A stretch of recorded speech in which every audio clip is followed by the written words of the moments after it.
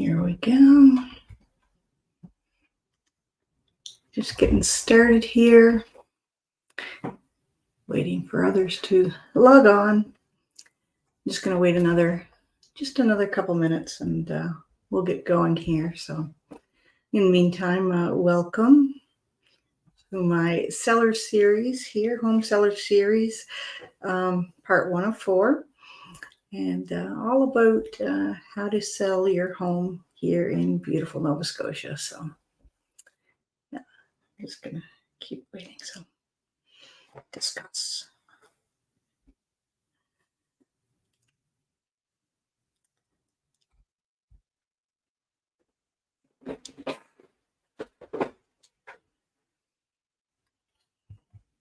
You were getting a little smattering of snow out there here in the Annapolis Valley, so doesn't look like it's gonna stick around too long. So hopefully we'll wake up to another beautiful day tomorrow. Hopefully it started out really nice today, but a little bit of snow ended up putting a kibosh to that. So yeah, here we go. We're now at the 6 o'clock mark. So I'll probably just get going here, and this will be recorded. So anybody who misses a bit can pop on later and see the live version. So once I upload to my YouTube channel. So basically, we're going to go through the very first steps. Once you've decided to list your home, what do you do next? So we're going to go through my little plan that I have devised for folks to kind of really guide them step by step so they know exactly where to go next, and they're fully informed, and it just makes everybody feel more comfortable when you know all the next steps. It's the unknown that makes everybody anxious about moving, and the what ifs and the where to go from here. So let's get started. Now, I did a little presentation here, but this is basically drawn from my, I have a book checklist, and I also have a home seller's guides, and they both kind of, one's kind of a laid back checklist, kind of easy peasy, and the home seller's guide actually goes into a bit more detail. So we'll start with that. Now, I'm going to go through just a little bit, an overview first of like what expenses to expect.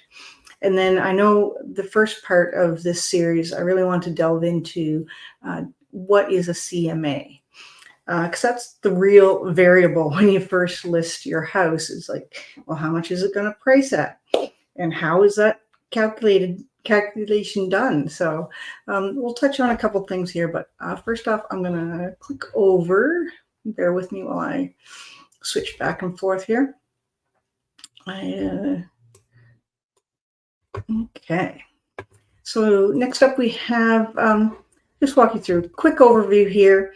This is the basic process of all the steps that you're going to go through when you start selling your home. The first one we're going to go through here is the step 1, the home assessment. That's what really starts everything rolling here when you decide to sell your home. Beyond that, you're going to end up actually getting the documents together, putting it on MLS, step 3.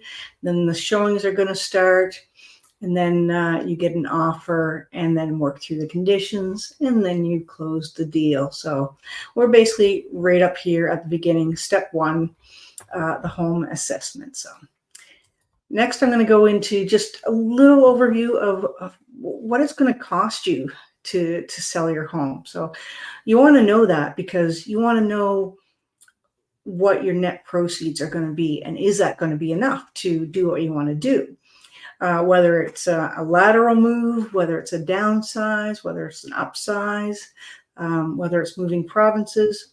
You want to know what your expenses are going to be so that you can make the right decisions for you and your family. So a few things you want to keep in mind is capital gains tax. Is this a property that's a second property? And is the government going to ding you for capital gains? And what they do is they take the profit that you made off the property, and they'll charge you tax on that amount. So if you've had a lot of renovations, if it is a second property, they'll calculate that against the purchase price. They'll deduct the renovation costs and that sort of thing, and then just tax you on the difference, the profit. So that's always good to know if it is a second property, like a income property or a cottage or something like that. If it's not your primary residence, you could be looking at some capital gains. Another cost you want to consider is staging. Staging really does help sell a home. And you can have a consult, which is about $250, $300, just to have a consultation. And then if you want to get into like renting furniture, that sort of thing, putting some stuff in storage, those are some other costs you have to consider. You want to think about whether or not you need the home surveyed, the lot surveyed.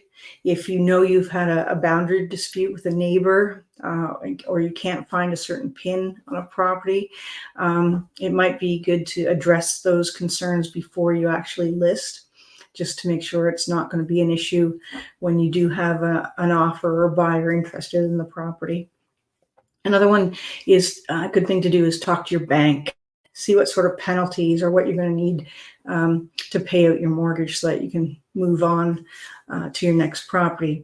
Some mortgages will port your mortgage and basically transfer the mortgage onto your new property. But it's always good to talk to your mortgage person to see about that process and what sort of costs or penalties you may get for paying out your mortgage early. So keep that in mind.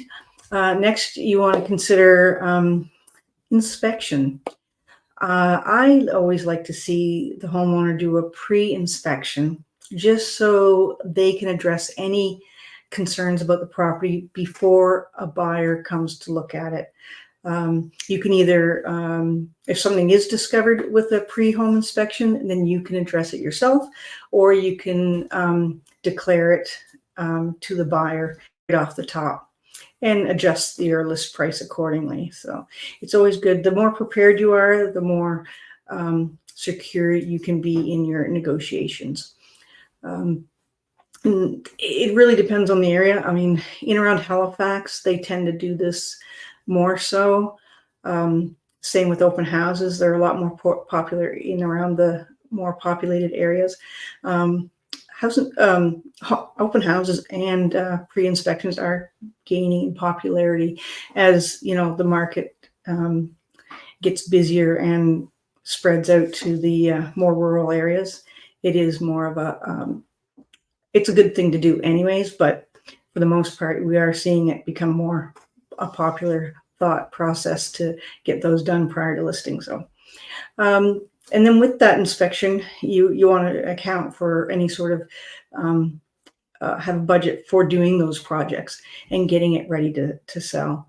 The best way you can present your property, it just makes the buyer feel that the home has been well looked after, well cared for, and they are more apt to give you a higher price because they're not as hesitant about maybe some underlying conditions that they may not be aware of. So if you can have everything all well maintained and tickety-boo, then it will definitely mean a higher price for you in the end. Also, what I've found in the past few years is buyers coming from away, they expect a property to be top notch. They expect, a septic to be updated or the roof to be done if it needs to be done, updates to be made. Buyers from away, they expect this level of having a property ready to go to market includes having it staged, includes having a pre-inspection, includes having all these repairs done. So I remember some buyers coming and they're just kind of shocked. It's like, well, why wouldn't they do that before they listed? So I've seen that a lot over the last couple of years. So that's kind of the standard nowadays when you go to list your property here, is that's the expectation from buyers from away. Also, you want to budget for attorney's fees. They're going to be anywhere between $1,200 to $2,000, depending if you've had it migrated or not. Migration is where the lawyer does an extensive title search, and they take the paper-based deed and they put it onto the computer database. This was started in the year 2000. Is when all properties either sold or remortgaged had to go through this extensive title search before it was allowed onto the computer-based land registry system. So there's a few odd properties that maybe not have had that done yet. So if you haven't, that can cost an extra possibly $1,500 per parcel. So keep that in mind on top of the regular lawyer's fees. Then, of course, there are the real estate fees, the remuneration or the commission, as it can be called. Now, there's been a lot of talk in the news this past week about our American counterparts, the National Association of Realtors, settling with a class action lawsuit regarding home sellers objecting to having to pay the buyer's agent's commission. So we've kind of done things a little bit differently here in Canada. So whether or not that will have an effect, but it's essentially right now, the real estate fees come out of the proceeds of the seller's funds. So the buyer forwards the mortgage fees onto the seller, and then the lawyer deducts the remuneration or commission from those proceeds and then passes it on to the brokerages. So whether you consider it, is the buyer paying for it out of his mortgage funds? Could be, or is the lawyer actually, is the seller actually taking it out of his proceeds that he's receiving? So in the end, I think both parties are basically paying it, but technically it's coming from the funds of the buyer's mortgage. So anyways, it's up for debate, which came chicken or the egg sort of thing. So, but in the end, there will probably be a more clear division as to, it's going to become a negotiating item probably in the future as to what the seller pays for as far as the buyer's agent's commission. So just a heads up there. Now, I'm not allowed to speak of any actual set amount that a commission may be, but there's either a percentage of the purchase price or it can be a flat fee. So, and again, that's always negotiable between you and your agent. So depending on what your agent's doing for you for that percentage, it's negotiable. Some agents will incorporate a lot of services for you, such as taking care of the pre-inspection, the staging, that sort of thing. So they may require a higher percentage. Don't know, everything's up for discussion. So keep that in mind, but it's always good to kind of have that amount deducted from the amount that you want to walk away with when you're figuring out your list price. So, okay, so that basically some thoughts on fees and costs that you should keep in mind when selling your house. Next up, we are going to go over to getting ready to list. So we're going to do a deeper dive in the CMA part, but I just wanted to kind of review a couple of these before we get right down to the CMA. So of course, if you're considering selling, start out by just starting to get rid of stuff.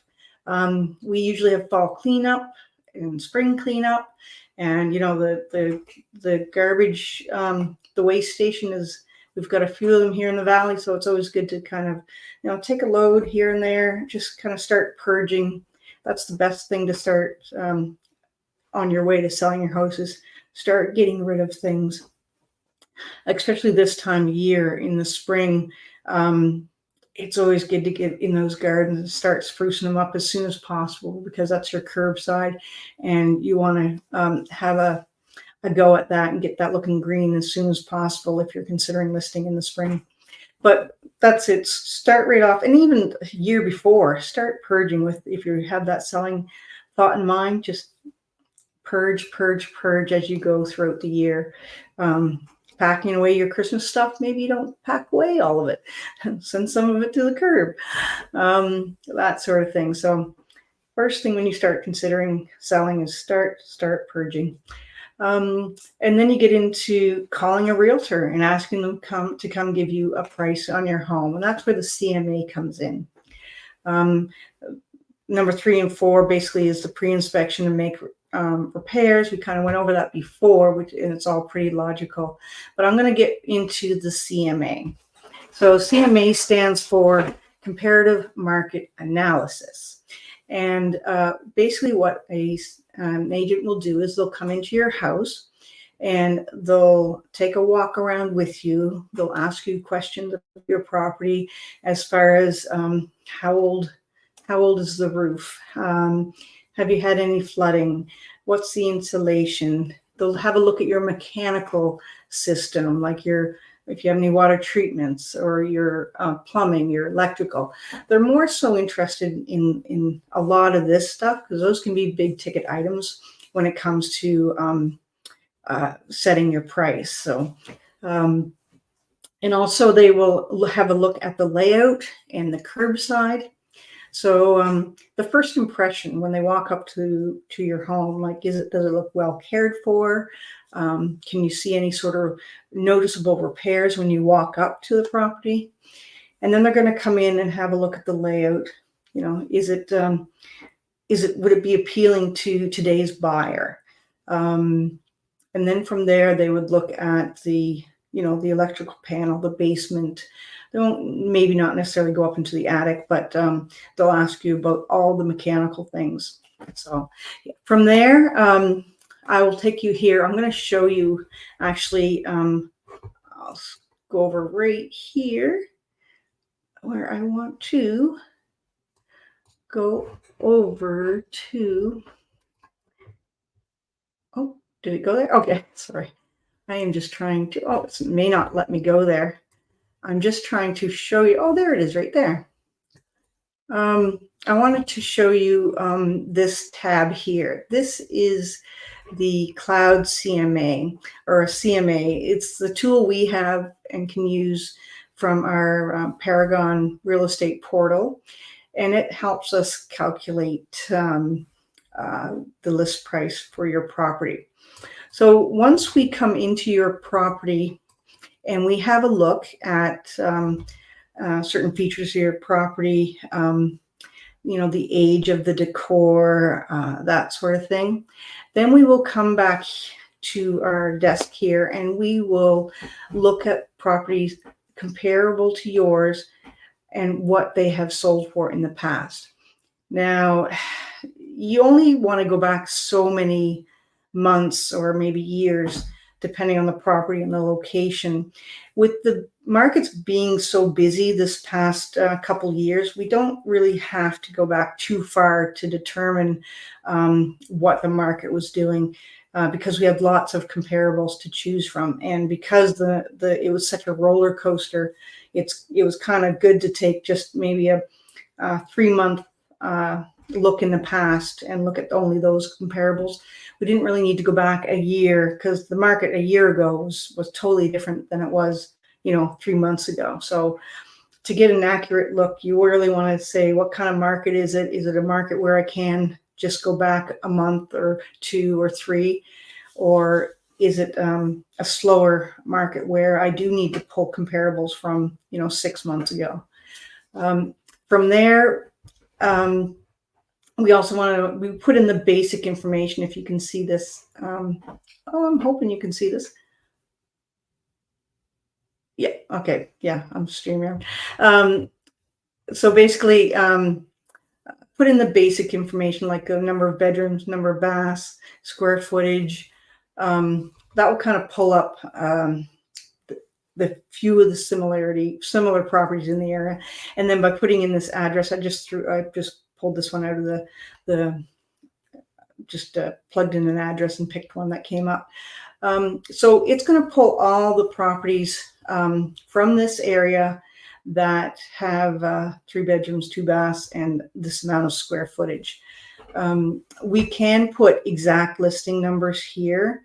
Like if we wanted to do a manual search on our MLS, we can go in and plug in, 30 past 30 days, this amount of acreage, because that I find has a determining value. But and then we can plug these numbers in here manually, or we can do a quick and dirty is what they call it, and it just goes back and lets the system pull them. So I'm going to do the quick and dirty version right here because just to see what it pulls up.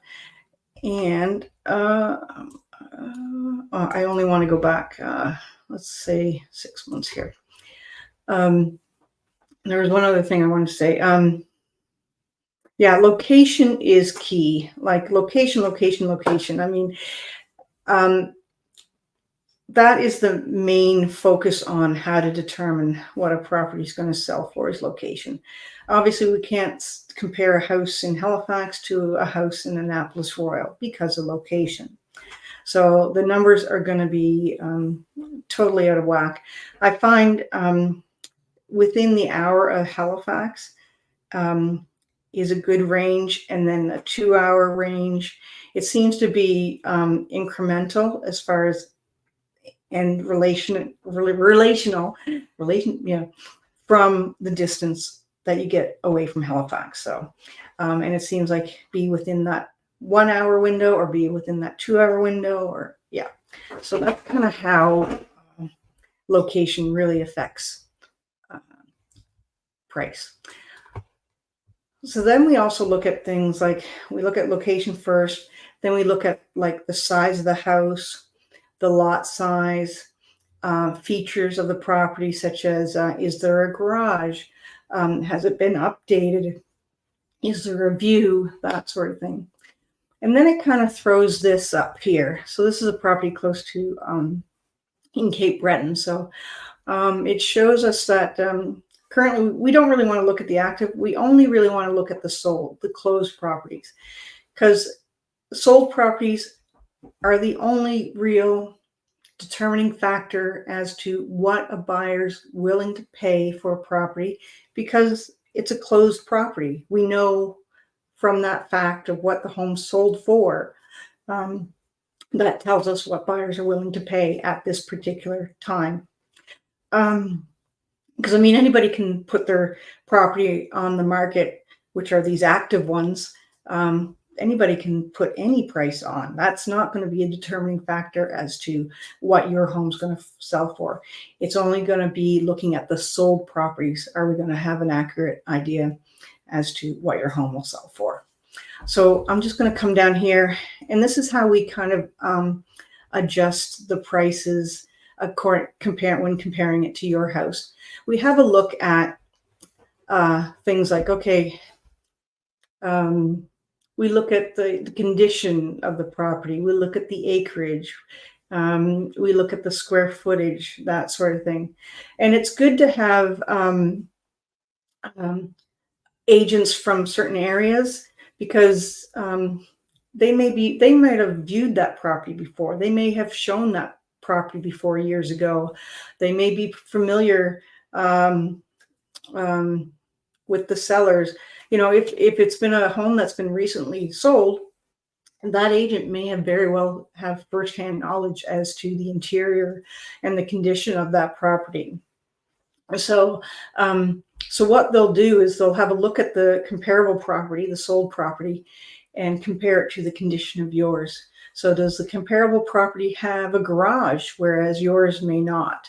So that's where we would do an adjustment, because obviously having a garage makes this comparable property more valuable than yours. So we give an actual value to that garage, and we make it as an adjustment. So just pulling depending on the garage, type of garage. Actually, I would put it right here and say garage, double garage, that sort of thing. So this is the sold price. This is the price that this comparable property has sold for.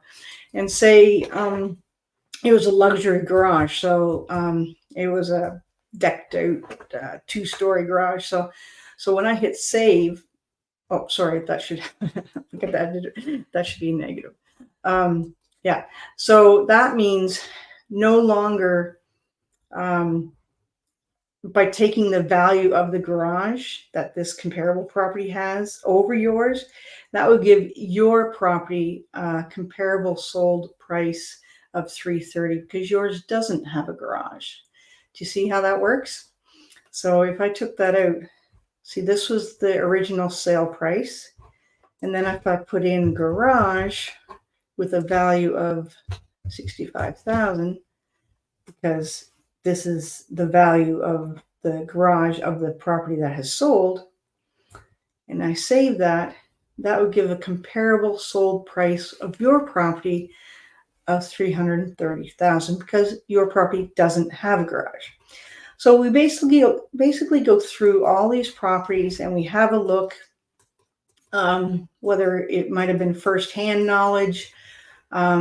We look at basically the finishes, the lot size, and then we make any sort of adjustments when comparing it to yours, and that will adjust that number. And we do it for, 3 or 4 of them. And yeah, and that will eventually give a number here as to a median or average price.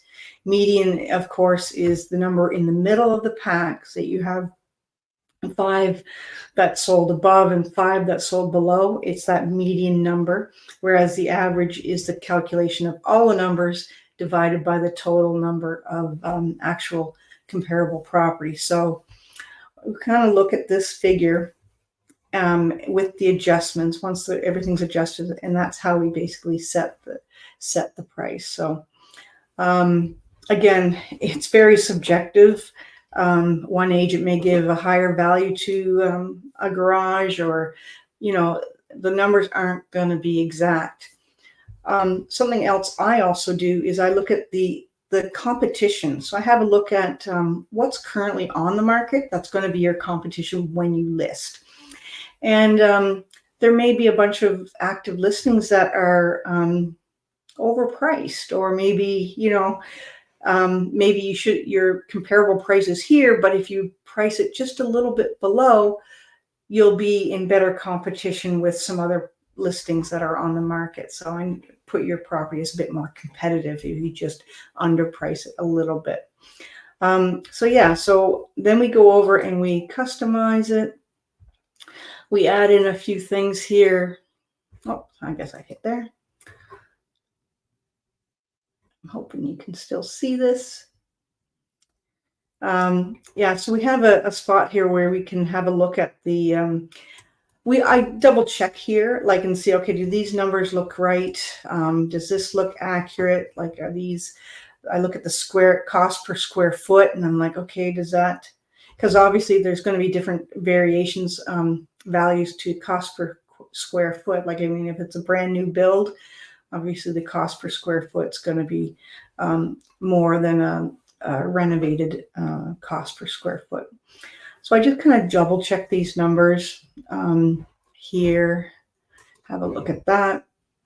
I also look at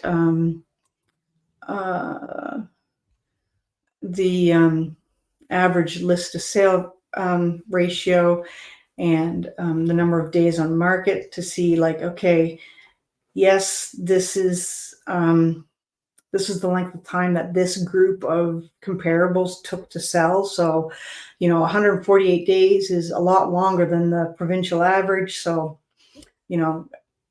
should I adjust the list price due to that? Because I know we're going to price it competitively. So again, like, as you can see, it's fairly subjective to the agent as far as what list price you're going to get.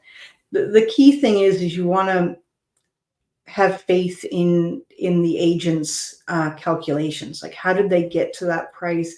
Do their calculations make sense? Or are they just pulling a number out of their hat so that they can get the listing in the end? There's a saying,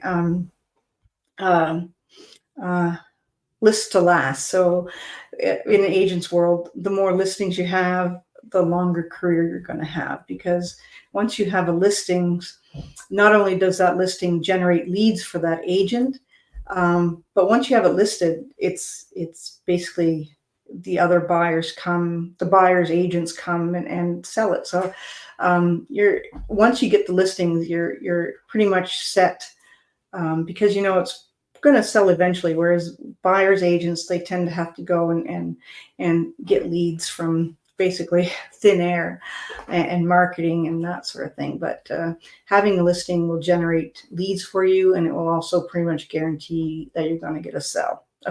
Sorry. I love this little chart right here. I think so. Yeah, as it previews. Oh, no, that's not it. Sorry.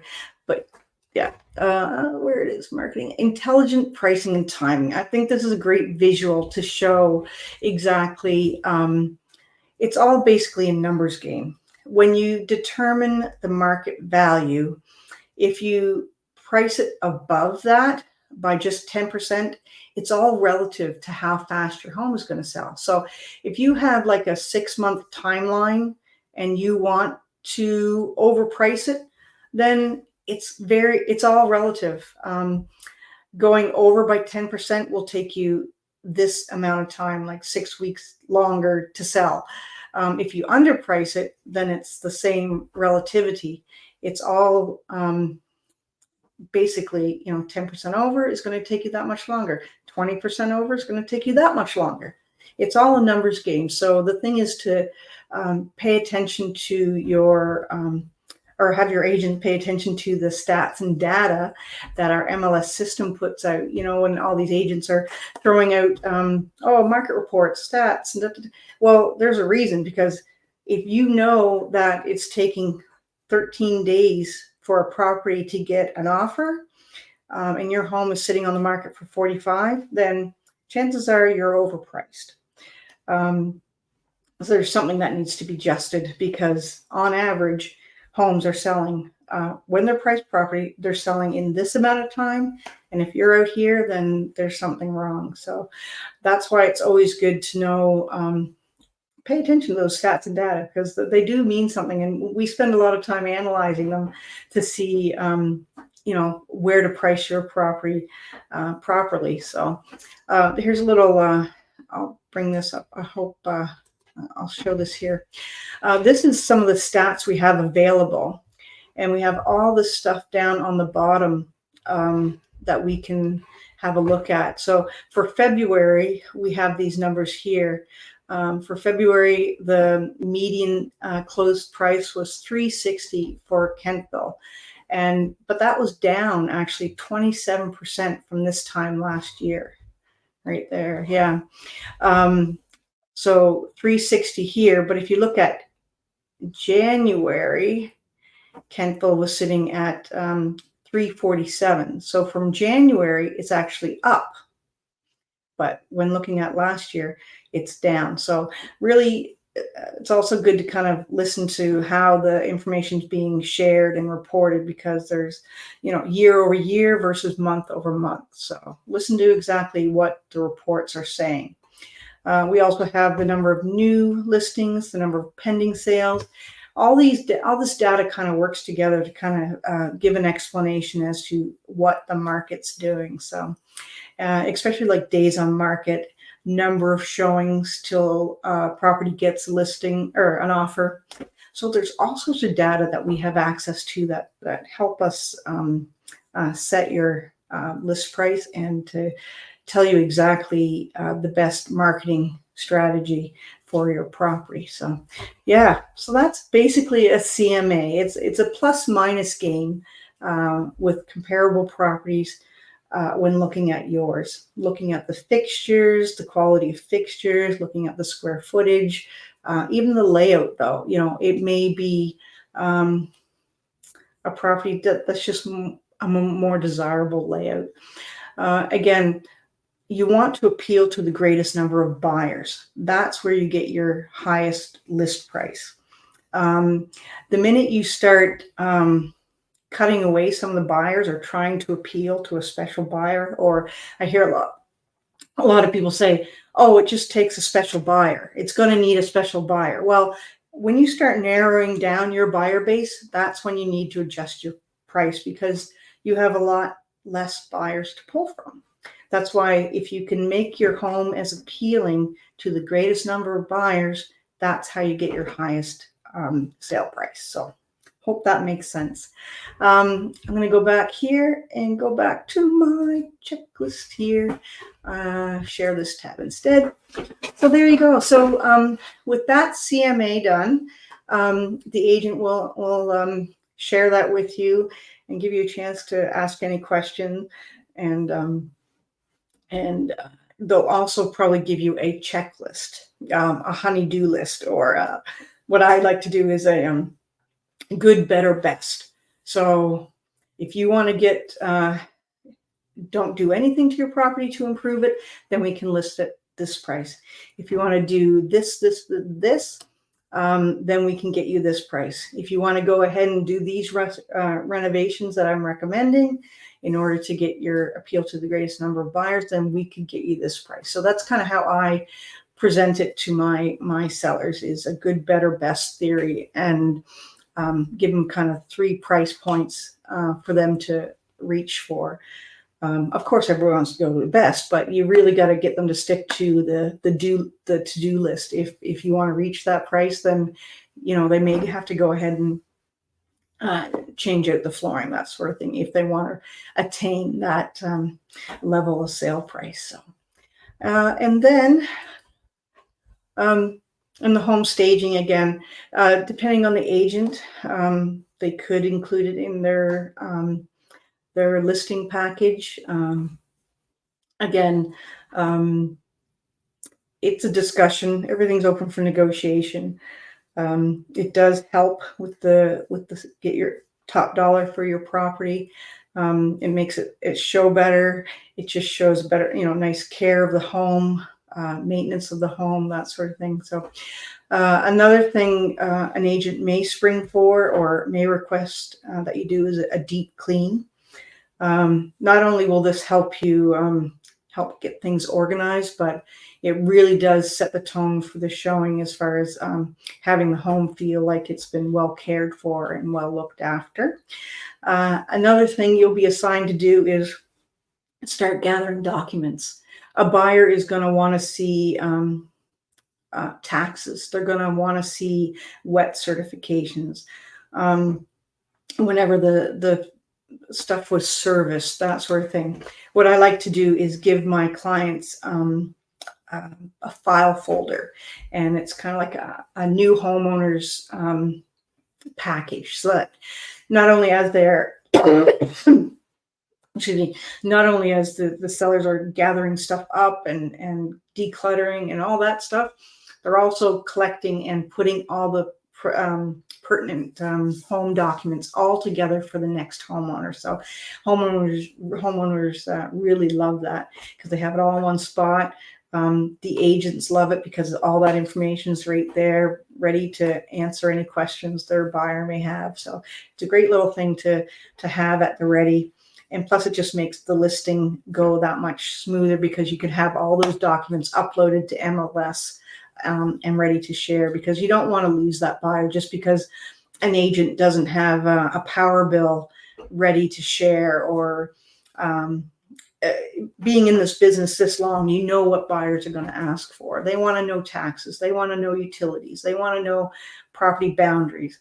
And if you can have all those questions answered or ready to be answered, then you placate the risk of having the buyer move on to another property just because they're waiting around for the listing agent to gather the information, which they should have had already for them anyway. So yeah, so that's about it. That's a little long-winded, but that's the basic gist of the first stage of getting your home to list.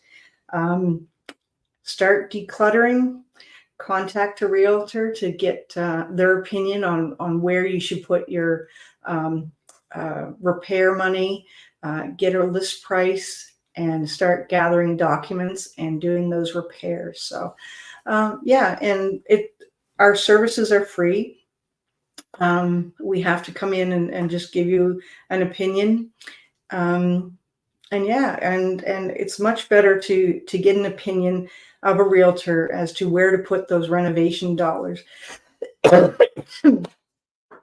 rather than have a renovation gone wrong and have it affect the overall sale of your property because it was not a great idea. So our information is free and we're happy to give it, and happy to walk you through the process. So do not hesitate to reach out and ask where you should put your dollars, where you should start. Yeah, no pressure. Just if you've been in the business of 20 years like I have, you win some, you lose some. But you know, I always think if I give you my information and you're happy with my knowledge, and maybe you don't list this time, but maybe you can refer me to a neighbor who is. So that's why I don't mind at all any questions or coming over to give you some tips if you're planning on maybe selling way down the road, just to have you there and kind of give you a guidance to the right direction so that you're not misspending those renovation dollars. So yeah, that's it for now, and hopefully I'll see you back for part 2, where we'll go over the listing documents. So and we'll explain that, and so you'll know from top to bottom what you're signing. So thanks so much, and I'll talk to you soon. Dawn McGee from beautiful Nova Scotia. Bye.